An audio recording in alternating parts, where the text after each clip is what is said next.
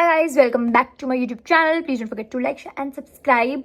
मैंने सोचा कि बुक्स के ऊपर वीडियो बनाती हूँ क्योंकि मुझे किताबें पढ़ना बहुत ही ज़्यादा पसंद है। जो मुझे जानते हैं, जो मेरे क्लोज हैं, उन सबको पता है कि मुझे किताबें बहुत ही ज़्यादा पसंद है।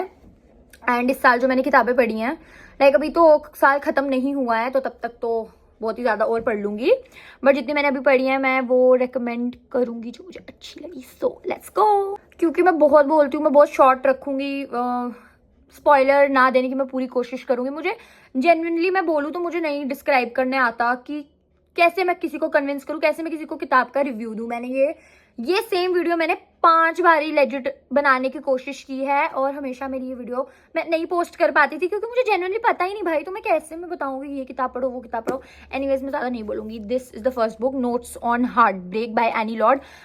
मुझे ये किताब बहुत अच्छी लगी। मतलब 400 पेज समथिंग की है ये, बट ये किताब बहुत अच्छी थी। If you have ever been through heart break या ऐसे लाइक ऐसे कोई फीलिंग दिल में गड़ जाती है, लाइक निकलती नहीं है, लाइक बहुत ही बुरा वाला आपकी बैंड बजे हार्ट ब्रेक एंड ऑल, तो तुमको ये किताब पक्का पढ़नी चाहिए।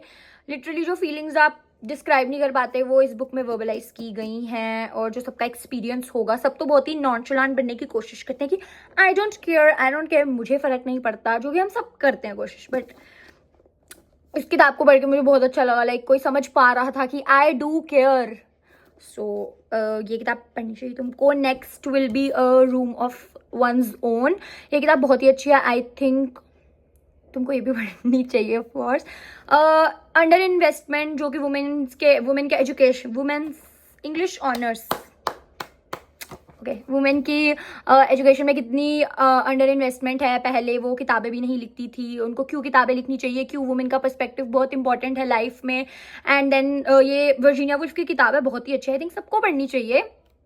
And feminist type of take है, you know, to rise above patriarchal monotony and set a unique literary tradition of their own.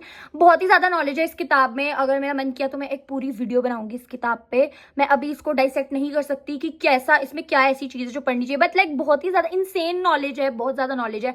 And अगर तुमको ऐसी कोई फेमिनिस्ट टेक पे किताब चाहिए तो then you should also read the feminist, क्या नाम है, निवेदिता मेनन, उन्होंने लिखी है ये किताब शायद, how to see as a feminist, ऐसा ही कुछ नाम है उसका। वो मैंने जनवरी फेब में पढ़ी थी, बहुत ही अच्छी किताब है वो भी। But yeah definitely you should also read this. बाकी ये I will not recommend to be honest, but बहुत लोगों को ये किताब पढ़ के बहुत ही बड़ा झटका लगा था कि इसमें जो ट्विस्ट आता है। तो Alicia बेरेंसन lived a seemingly perfect life until one day 6 years ago when she shot her husband in the head 5 times. Since then she hasn't spoken a single word. It's time to find out why. To be honest, जब ending close हो रही थी मुझे पता चल गया था इसमें क्या ट्विस्ट आने वाला है, तो इसको पढ़ के मुझे एज सच इतना बड़ा शॉक नहीं लगा जो लगना चाहिए, ठीक है। पर मुझे एक किताब पढ़ के बहुत अच्छा शॉक लगा था। मतलब दिमाग फट गया था कि भाई ये क्या हो गया। और वो किताब थी the girl in the glass case, यही नाम है, मैं सही नाम ले रही हूँ ना। वो बहुत ही सही किताब थी, तुमको वो पढ़नी चाहिए। बट यार डेफिनेटली लोग कहते हैं कि ये बहुत ही ट्विस्टिंग है, बट मुझे इतनी नहीं लगी, इतना शॉक नहीं लगा। But in case you want to read तो तुम पढ़ सकते हो, काइंड ऑफ। अगर तुम स्मार्ट हो तुम फिगर आउट कर लोगे कि क्या होता है। Then we have PS I Love You। ये इसका मूवी भी बना है तो तुम वो भी देख सकते हो। आई थिंक Amazon Netflix कहीं पे तो है, तो तुम देख सकते हो। बट मैंने तो पर्सनली किताब पढ़ी थी।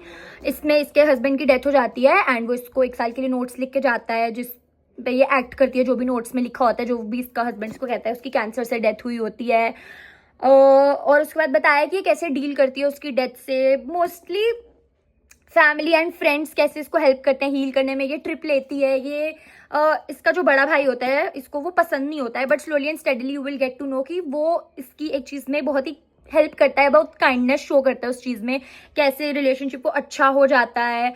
एंड मुझे ऐसे लगा था कि वो क्लीशे टाइप हो जाएगा कि हस्बैंड की डेथ हो गई है, 1 साल हो गया, and then she will find a boyfriend, something like that, ऐसा हो जाएगा, इसको कोई और इसका लवर मिल जाएगा। बट नहीं, वैसा नहीं जाता किताब में। एंड बहुत ही ब्यूटीफुल लगा मुझे। जैसे तुम सर्दी में कोई गर्म कॉफ़ी पीते हो तो बहुत कोजी सा फील होता है, वैसा ही मुझे इस किताब को पढ़ के लगा। So you should also read this.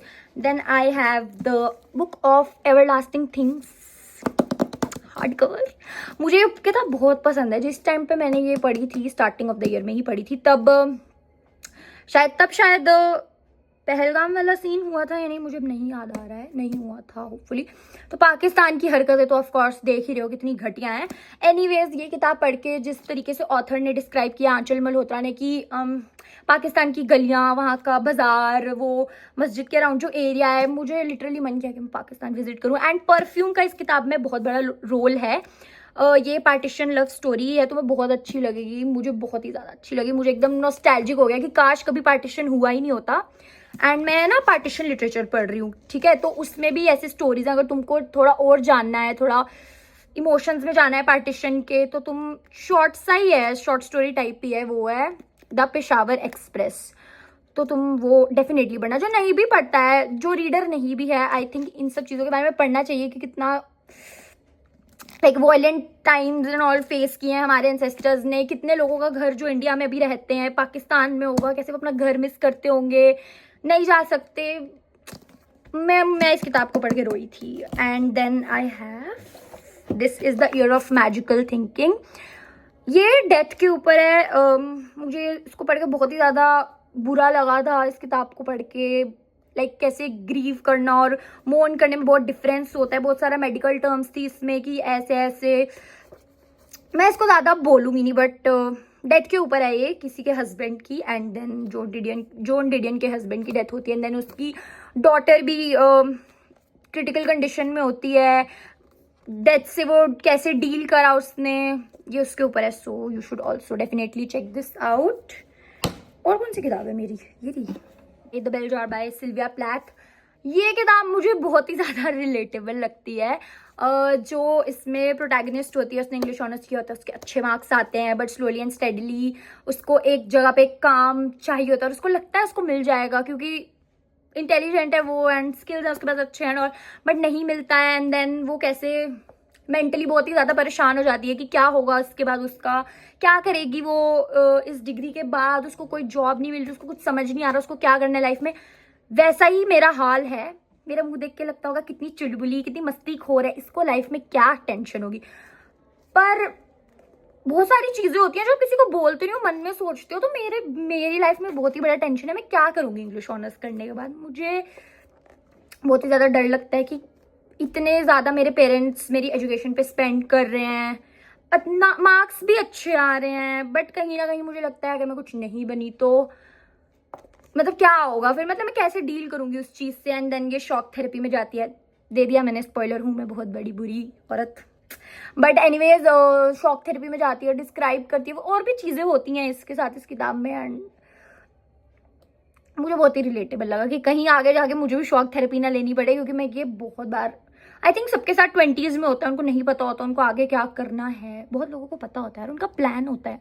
मैं बहुत ही चिल मोड में रहती हूँ। चिल करते करते मुझे दिख चुका है कि मेरा ही सत्यानाश हो रहा है। मैंने 3 साल कॉलेज के जो 3rd ईयर में हूँ, मैं अभी इंटर्नशिप नहीं की आज तक। मैंने इतनी मस्तीखोरी मारी है। खाने का मुझे इतना शौक है ना, मैं इतना घूमती हूँ, रेस्टोरेंट जाती हूँ। तुम मुझसे रिकमेंडेशन मांगो, मैं तुम्हें 10 रेस्टोरेंट बता दूंगी। बट भाई इंजॉय नहीं करना चाहिए, हसल करना चाहिए। शहर में मेरी मस्तीखोरी हो रही है। बाकी तो ये बहुत रिलेटेबल लगी। Then I have the 20th wife. ये जहांगीर की वाइफ नूरजहां के बारे में है। बहुत ही आई थिंक बहुत ही अच्छी स्टोरी है, स्टोरी अच्छी है, बट ये फर्स्ट किताब मुझे शायद इतनी अच्छी नहीं लगी। सेकेंड वाली मैं खरीदूंगी, I will read that. But इसमें मुझे कैरेक्टर, मुझे मेहरुनिसा जो कैरेक्टर है, पहले नूरजहां का नाम जो पहले मेहरुनिसा था, मैरिज होने से पहले, उसकी मैरिज के बाद उसको ये टाइटल मिला था, उससे पहले मेहरुनिसा नाम था। कैसे वो ब्लर्ब में तो यही लिखा है कि वो कैसे कोर्ट पॉलिटिक्स चेंज करेगी, मुगल एम्परर से जब उसकी शादी होगी वो क्या क्या चेंज करेगी, कॉइन्स उसके नाम में मिंट होंगे, बहुत कुछ ऐसी चीज़ें बताई गई हैं। बट ये अभी उनका मिलना है, जब वो बचपन में मिलते हैं, उसके बाद कैसे वो शादी के बाद मिलते हैं, कैसे वो उसकी वाइफ बनती है, ये उस सब के ऊपर है। मुझे इस कैरेक्टर की ये एक चीज़ अच्छी लगी कि उस टाइम पे क्या होता था, अगर आपको एम्परर बोलता है कि आप हमारे ज़नाने में रहोगे, तो आपके लिए वो बहुत ही बड़े ऑनर की बात होती है कि एक राजा आपको अपने ज़नाने में रखना चाह रहा है, चाहे वो आपको एज अ कॉन्क्यूबाइन रखे या बादशाह बेगम रखे। बट ये कोटियर की बेटी थी, कोटियर भी वो बाद में बने थे इसके पापा, ये नॉर्मल लड़की थी। तो इसको भी जहांगीर ने यही बोला था कि कॉन्क्यूबाइन बन के तुम मेरे ज़नाने में रह सकती हो। बट मुझे ये चीज़ की बहुत अच्छी लगी, ये नहीं मानी, ना ही इसने ये बोला कि मुझे एम्प्रेस बन के ही आना है, but kind of in a way वो समझ गया कि she wants respect, she doesn't want to be a concubine in the zenana, and then ये एम्प्रेस बनी। उसके बाद की स्टोरी सेकंड बुक में है। तो अभी तक तो मुझे ये किताब ओकेश लगी, इतनी सही नहीं लगी। And then I have the my year of rest and relaxation. ये किताब, मुझे इस किताब को डिस्क्राइब करना नहीं आ रहा है। मुझे इस किताब की राइटिंग बहुत अच्छी लगी, बहुत फ्लोइंग सी राइटिंग थी। मतलब मैंने ये किताब बहुत ही जल्दी पढ़ ली, एक दिन में पढ़ ली थी आई थिंक। बहुत स्मूथ एकदम लिखने का तरीका है ऑथर का, एंड बहुत ही सटल चेंज आएगा कैरेक्टर में। तुम्हें बहुत ज्यादा सोचना पड़ेगा कि इस कैरेक्टर में क्या चेंज आएगा। ये मैं तुम्हें ब्लर्ब पढ़ के बता देती हूँ क्योंकि मैं एक्सप्लेन नहीं कर पा रही। Young, thin, pretty, a recent Colombian graduate, an apartment on the Upper East Side of Manhattan paid for her by her inheritance. Our narrator has many of the advantages of life. But there is a vacuum at the heart of things, and it isn't just the loss of her parents or the way her Wall Street boyfriend treats her, or her sadomasochistic, नहीं पढ़ने आ रहा, मन में पढ़ लेती हूँ, relationship with her best friend. It's the year 2000 in the world's greatest city. A glitter with wealth and possibility. What could be so terribly wrong?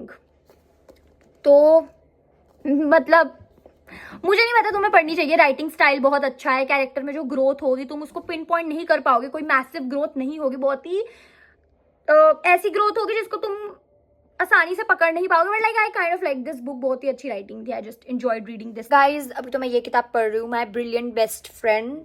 ये अच्छी लगी तो मैं फ्यूचर जब वीडियो बनाऊंगी कोई और बुक रेकमेंड करते हुए बुक्स, तो फिर ये भी कर दूंगी। अभी तो मैं ये पढ़ रही हूँ। एंड गाइज मैंने बहुत देर पहले की पियर्सिंग्स कराई हुई हैं, मैंने इनको फर्स्ट टाइम स्टैक किया ऐसे। ये वाली तो नहीं उतर रही थी, दूसरे कान में भी की, ये देखो स्टार है, ये अच्छी लग रहा है ना। बाकी तो don't forget to like and subscribe. Bye bye.